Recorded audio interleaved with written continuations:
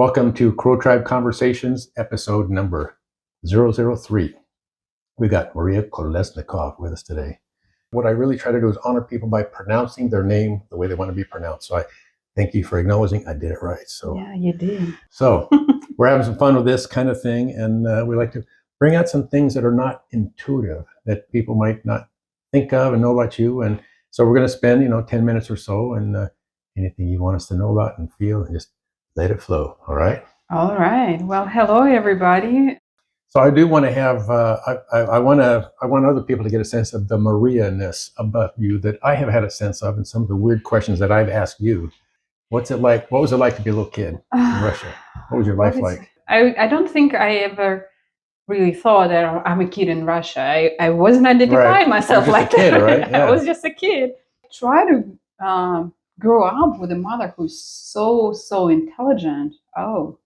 So that you just brought up a thought that what you said about your mom makes me think about some of the, in a way, kind of dovetails with your career, what you do professionally, and some of that as a career coach. But some of the coaching things I've heard people talk, life coaches will ask about your childhood. What did you experience? What was that like?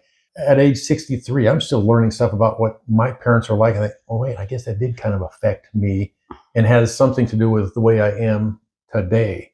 Yeah. Is there any element of that led you to become a career coach? That some of your mom's influence? No. Oh, okay, and we're no. good. So next topic. Well, let's go ahead and actually I do want to bring people's attention to what you do professionally. So Maria is Your Way Up Coaching. But talk about Your Way Up Coaching. Why do you do this? I honestly find myself being really, really happy with what I'm doing right now.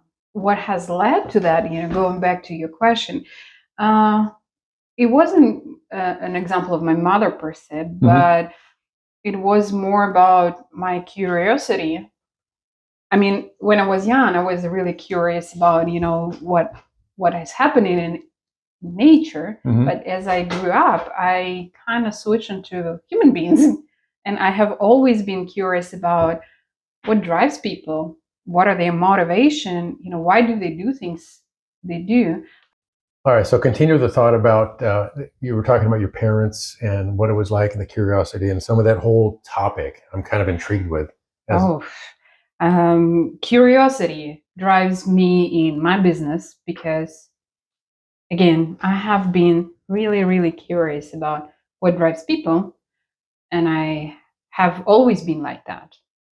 So coaching seems to be a very natural transition because this is where curiosity works for both ways.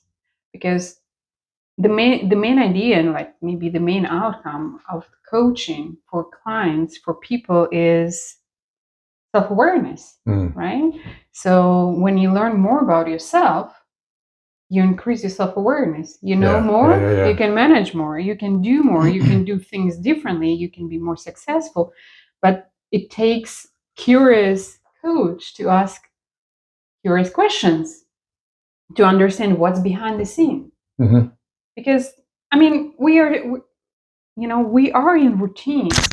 The world is spinning so fast. We go. We really rarely have time to stop and reflect. So when you ask these questions about, why did you do that? Like, people can even get, ooh, that's a good question. Right? I never thought about that. Why did I do that? Why do I do this and I can't do that? Why do you do this? Well, because I know this is something I want to do. Can you say the same about the other thing? No, I'm not sure. Maybe I'm just not motivated to do that. Ooh, okay. So this is how it kind of works. So it's basically questions are the main tool, and curiosity. And, even like coaches, they do have their own competencies. And when we are certified, we are certified on showing certain behaviors. And one of the important parts is to really ask powerful questions, but be present, be curious, be in that conversation. So you really need to, or have to, want to be there with the person, really want to know what is really happening there. So like my natural curiosity really plays a good part here and really helps me to help clients, because what I find myself doing really, I really rarely have question in my head or prepared. Oh, I just follow the flow. Mhm. Like, so you said that. I'm wondering why. What's behind there, and this is what allows people to reflect and learn more things about themselves, and then they can change, because the the important part, the first step for a change is to acknowledge that something needs to be changed. you talked about a tool. And I know you didn't mean a Not hammer a or hammer, saw. yeah, no. Yeah. But say more about what does that mean? What's an example, or what were you thinking of as a Okay. tool as an HR professional? Yeah, so basically I started using coaching back at work for 2 years, and then moved to United States. And I was hoping to land a job, and like came to Seattle because there are a lot of technical companies which I have a specific interest in, because I have been working in IT industry for quite a while. But apparently nobody was waiting for me. Oh, they didn't So know you were there, huh? they didn't know I'm there, and like, so I wasn't able to find a job. And I thought, okay, so if I can't find the job, I'm going to create one for myself. And this is where the decision to turn coaching into business was born. It's like, it's all in your hands. It's possible. And then you can end up doing something that you really love because you have created that. So ask questions to raise awareness. And observation is also, it's like a real-time feedback. Like when you say something, but the body language doesn't support that. Ooh. Like, Okay. you know what, Maria? I feel so motivated right now. What? I don't believe you. Yeah. What's really going on? Or maybe like saying something contradictory. So I would just bring that to the attention of the client, and like, oh, when you just repeat the words that the person says, and they hear that makes a completely different. That's enough for them to like reset. did I say that? Oh. Did I say that out loud? I mean, that all helps to increase awareness, but also there are like techniques, and there is a certain structure to the session.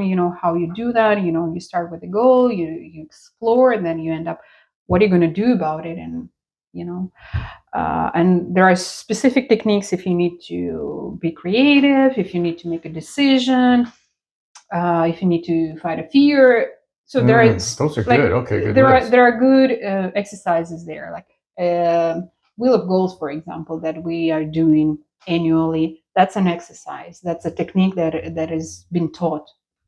So we talk about goals. Among the things, maybe you can see behind me, there's the book.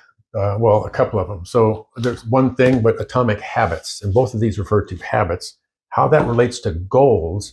One of the things I'm curious about is, this is what I'm learning this year, is to, well, we may have goals. What are the habits that are going to help us get to that goal? And I talk, the things that you might see here is what is your one thing? What's one habit of yours makes you successful, makes you feel good? You're consistent about it.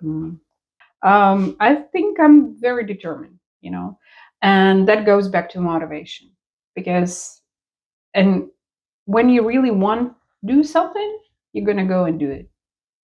So you really need to understand why you want to do that. You really have to be clear, not just on the goal, but the purpose behind it.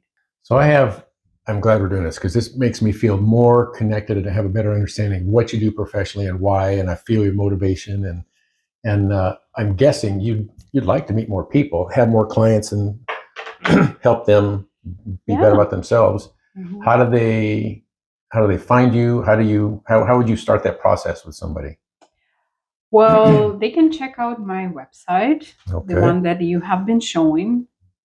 It's yourwayup.coach.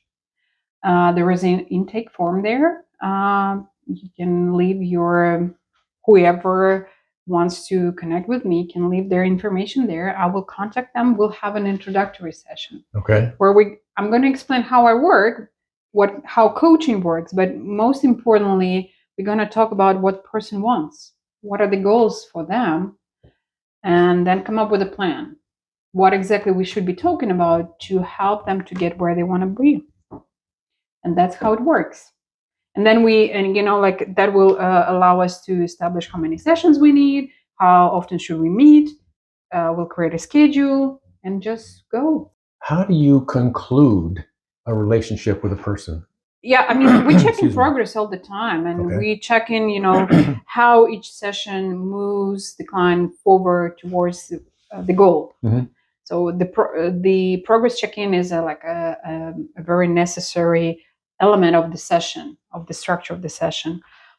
And yes, we work towards the client firing their coach. You get fired. Yeah. What a great way to finish. You're fired. Yay! Yay! But a lot of times, what's funny? A lot of times when we wrap up the coaching engagement with the clients, and they get so used to me, they say, like, "Why does that feel like a breakup?"